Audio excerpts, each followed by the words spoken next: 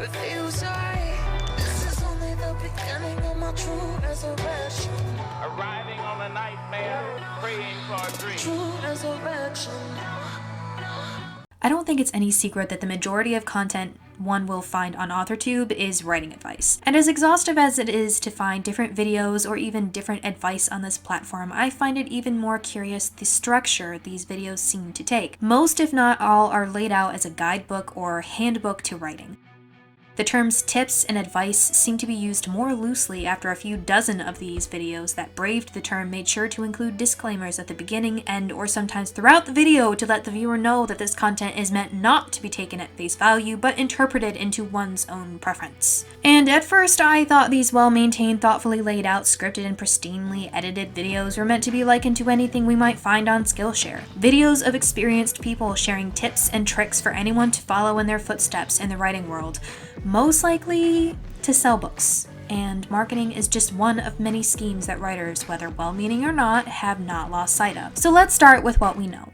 The writing community is good at giving advice. Other videos scattered throughout one's channel might consist of tags, vlogs, and marketing or advertising. You might also find collabs with other writers within the community to give the viewers a treat in knowing their two favorite author-tubers got together, or find another new channel that can relate to someone they already love. And the formula is a little tired. It's overused, you guys. I mean, I know advice can't expire, but making 5 of the same video should at least have a best if used by date. Times are always changing. One of many reasons this video type isn't going to be able to hold up much longer is that people are changing. Writers grow. Writers want to learn to do more.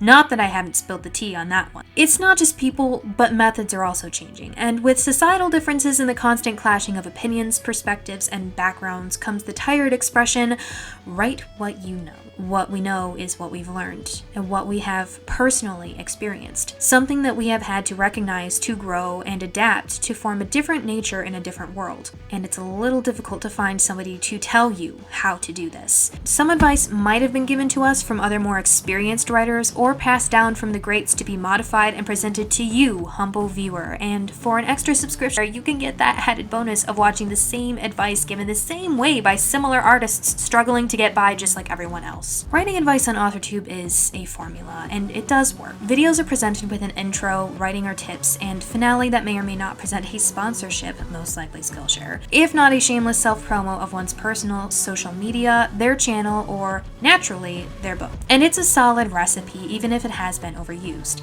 It works, and writers are constantly growing, so the more advice, the better. Right? Not only is Authortube saturated with this kind of content, but the appeal to variety is dulling more and more by the day. It's much more difficult trying to be original and work different angles to get that niche audience you know is out there somewhere, because part of finding that niche audience is finding that niche audience. So I can't necessarily say that I blame them, and I am certainly not going to sit here and claim it doesn't work, or lie and say that I haven't enjoyed Jenna Moressi's comical relief bits or Alexa Dunn's writing advice, because I did. You see, apart from having the same content mass-produced for people to find, the writing advice videos come with their own set of problems. Advice and tips are beginning to resemble a set of rules one must follow in the writing process. Whereas before there were happy disclaimers to let a writer know this was all based on personal preference, now the videos are designed as almost a strict do's and don'ts. And here's the problem with that. What truly separates the amateur from the professional, if not a number of peers telling us how we should write? We can ask a handful, roomful, or subscription box full of people for opinions and dial it down to the bases on what to fix, what to correct, and what to overcome, but when it comes to editing, this is where the professionalism does take hold. But if we're only worried about sales, how do we explain the fanfiction sales that went through the roof of random writers from nowhere to set them up for life? That's because there are exceptions. And I'm all for giving tips and advice, but the arrogance I've seen coming from the writing community indicates the exception to these rules set forth by writers who might be a little more experienced, but no better than the average newbie or unpublished recluse, is not something that could be recognized by said community.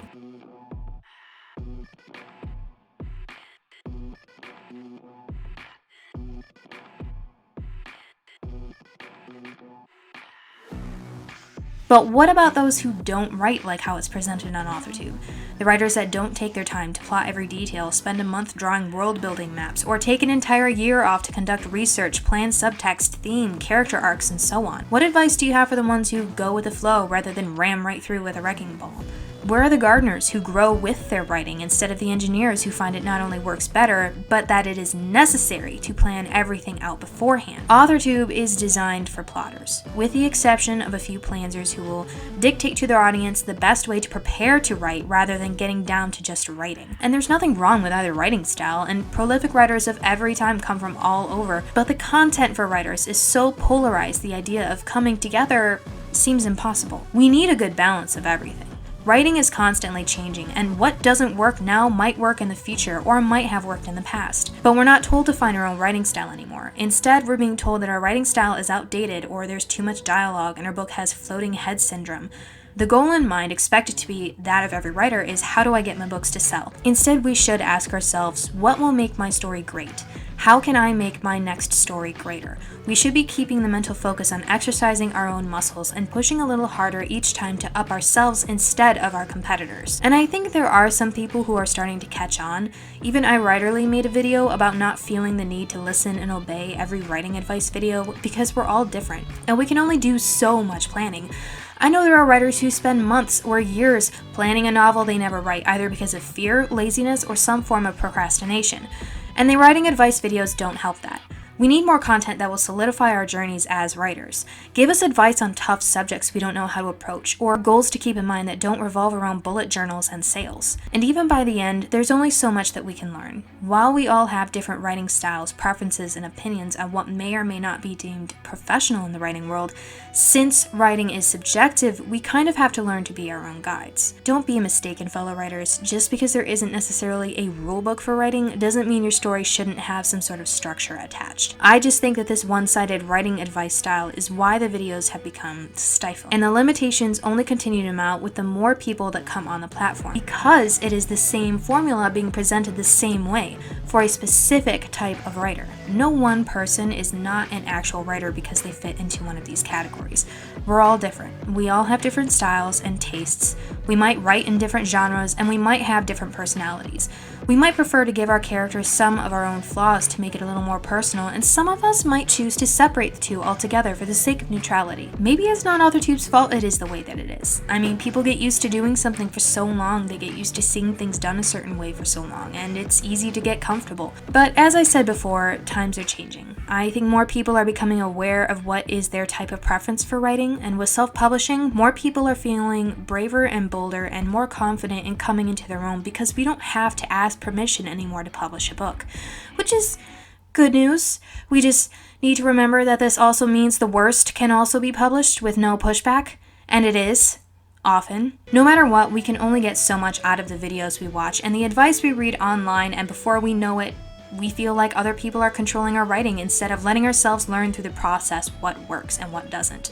Sometimes the best way to learn how to write is to just write.